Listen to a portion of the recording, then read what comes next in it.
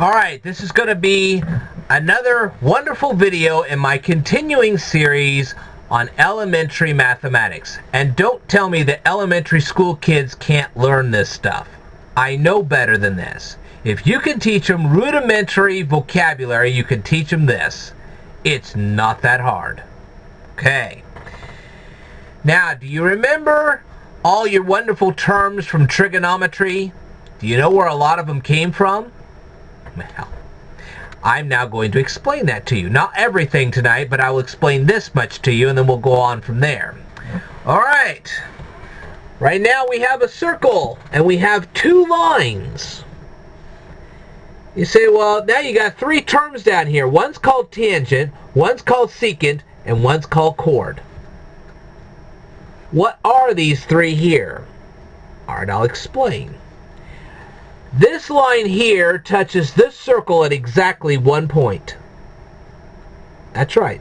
This line touches that circle at exactly 1 point.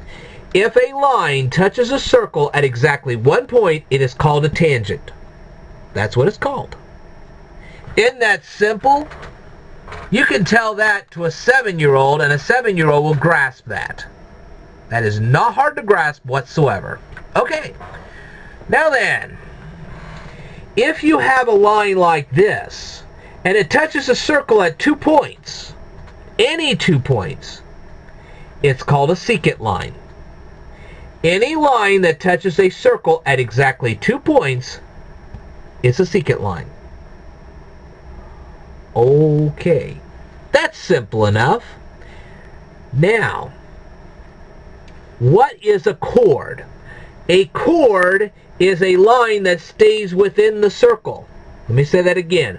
A chord is a line that stays within the circle. It doesn't extend out beyond the circle. It doesn't extend out beyond the circumference. It just doesn't.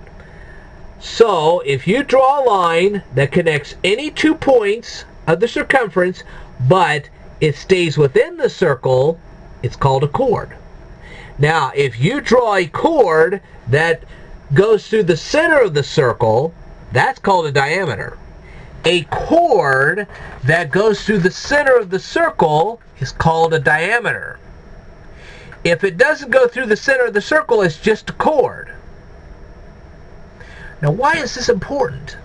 Because musical chords get their terminology from this same place. That's right. You have a chord in mathematics, you also have a chord in music. Same thing. That's why it's important. It's the same word. Do you understand why mathematics is so important? Because then you start dealing with sound waves. And when you start dealing with sound waves, you deal with music. Music is based on mathematics. It really is. See for yourself. Okay. That does it for me tonight. I will teach you more in elementary mathematics in a future video, so I want you to stay tuned.